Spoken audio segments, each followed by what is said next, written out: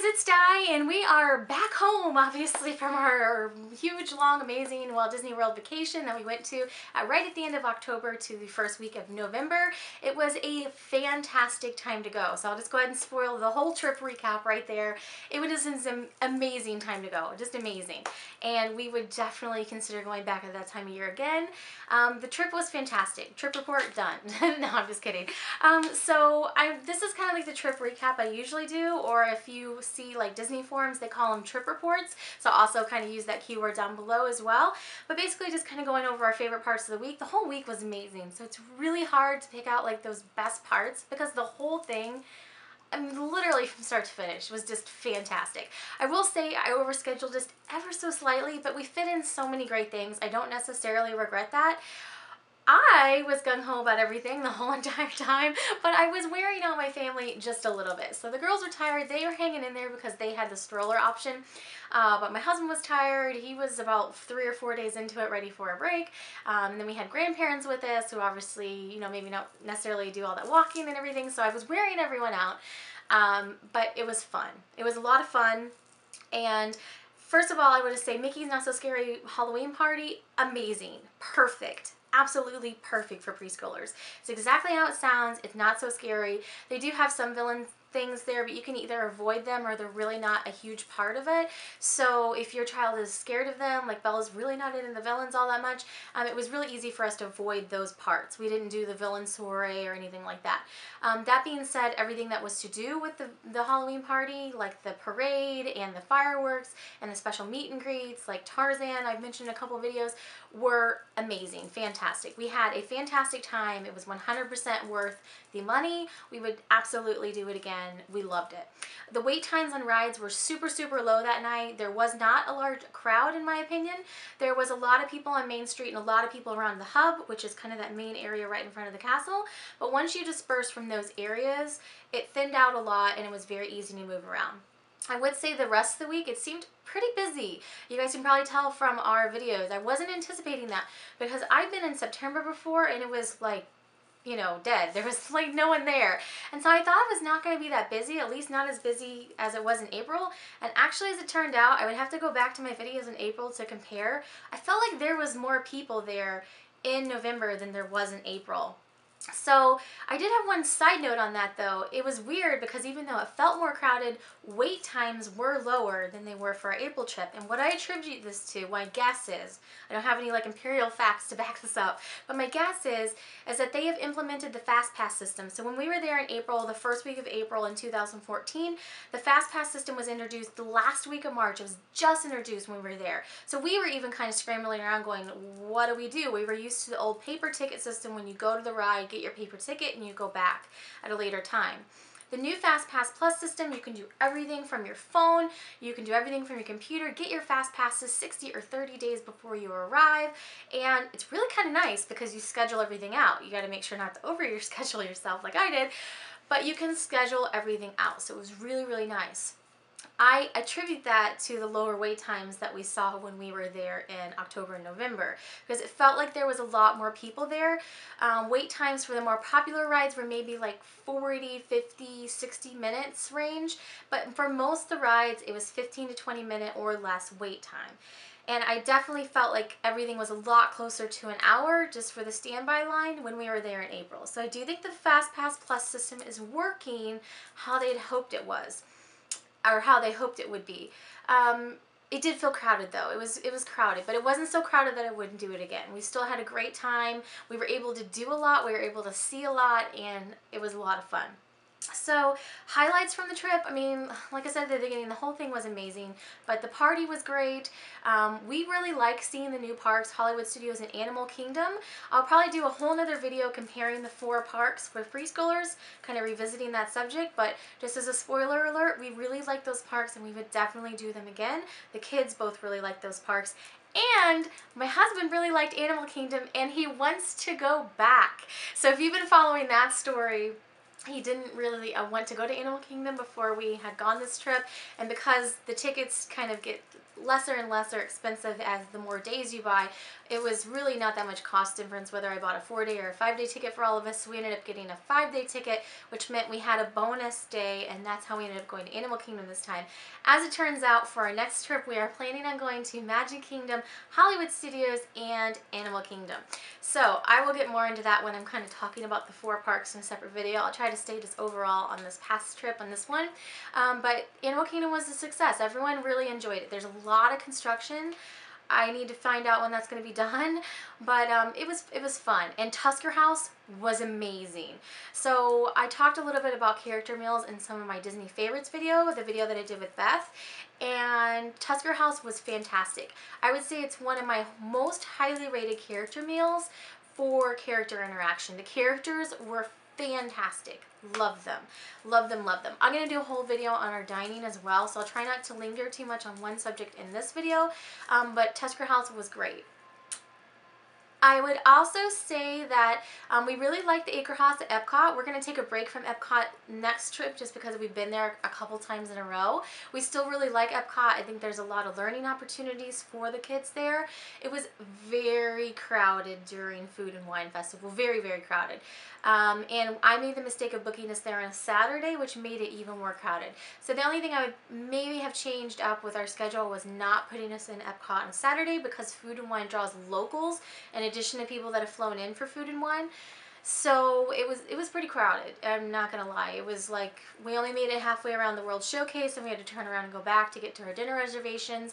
So we maybe didn't see as much in that park as we would have if it wouldn't have been so crowded, but it was still fun. The end of the trip, I mean, what can you say about this day? I mean, what else can you say about it? It was an amazing day. So we started out at Magic Kingdom. We went to Epcot the next day. We had another Magic Kingdom because I got Be Our Guest reservations, which were fantastic, by the way. That day was really fun because we had Bella's Bibbidi Bobbidi Boutique, Be Our Guest, and Anna and Elsa FastPasses. Just amazing things lined up for that day that I wasn't sure if I was going to get. I got the Anna and Elsa and Be Our Guest at the last minute, so that was great. And then we enjoyed Hollywood Studios and Animal Kingdom the next 2 days, and then back to Magic Kingdom for the last day. The last day, it was amazing. I mean, it was amazing. There's no other word for it. So we started out the trip and they had the Halloween decorations up. We ended up in the trip and they had the Christmas decorations up. It was fantastic to go from one holiday to the next in one trip. I mean, it was great. So we got to see all the Christmas decorations. They had the Christmas music going at Magic Kingdom. Natalie had her first haircut, which was adorable. We got to see Mickey, which the girls were literally, if you watch the video, jumping for joy, as my husband said. Literally jumping up and down because they were so exciting. Meeting Mickey, and he was the talking Mickey, as he's called. They have a new Mickey that says phrases and interacts, and it was really cool. We really liked that. That was really neat to see. The best part about that was him singing the hot dog dance to the girls. I mean, I tear up when I see this video, guys. Just them going bonkers. They loved it. They loved it. So that part was an amazing part of the day. Then by sheer dumb luck, I did not plan this. I didn't know this until like probably a couple weeks before we left. By sheer dumb luck, the last day that we were there, I ended up getting a Cinderella's Royal Table reservation at 7 o'clock at night. Only reservation I could get. I booked this trip not as last minute as the last trip, but fairly still last minute. For if you guys know how early you have to get those dining reservations, they open them up 6 months in advance. So a couple months later, the prime spot ones are all gone. So I felt lucky to even get a Cinderella's Royal Table. Someone was canceling, they let me know, and I grabbed their cancellation. So by sheer dumb luck on the last night, I get this reservation at 7 o'clock, and I find out like a week before we leave, a week and a half before we leave, that not only do we have this reservation at 7, but then there's this new Frozen show that's at 6:15, and I'm like, that's perfect. That is absolutely perfect. We can go watch the Frozen show, then walk around the back of the castle and go to our dinner reservation. Then I find out a few days after that not only is it a brand new Frozen show, it's the brand new Frozen show that they're launching for the holidays, and the inaugural day that they lit the castle. We got to see the castle light up for the first time. Amazing. I mean, honestly, it was just amazing. I'm at a loss for words. The castle looked gorgeous. The camera does not even do it justice. You can see it from a lot of different angles on YouTube. Obviously, it's been filmed a lot of different times at this point from, you know, the attraction YouTubers, as I call them, the people that are focused solely on attractions. But It was fantastic. When it lit up, Natalie was like, Ice Palace! She's just, you know, instantly knew what it was supposed to be, and it was just really cool. So our evening that evening went, we had fast passes to meet characters and ride some rides, and then we went over and set up to watch the show around 6. I did put us off over to one side because I was worried about watching the show and I wasn't exactly sure about how long it was. I didn't want to get stuck down in the front of the castle where there's this huge crowd around the hub, as it's called, and not be able to get out of it and miss our dinner reservations. So I kind of put us off to one side. We were standing on the bridge going into Tomorrowland. If you're familiar with Magic Kingdom, if you're not, this means nothing. But there's a bridge that goes into Tomorrowland and you have kind of a diagonal view of the castle. It was fine viewing wise. So if you need to get to a Cinderella's Royal Table reservation, I would say standing on the bridge works really great. You were able to see a lot. It was still really enjoyable, and then you're able just to kind of take that pathway, which is there's a Merida meet and greet from Brave. You could go right by that meet and greet and go right down to the back of the castle. So we were at our dining reservation with plenty of time to spare, so it worked out perfectly in that aspect. It was amazing. What else can you say? I mean, really. This is a new drinking game. Every time I say amazing, take a shot. Anyhow, a great trip. We had a lot of fun. It's going to be hard to come back from this one, guys. It really is, because it was a lot of fun.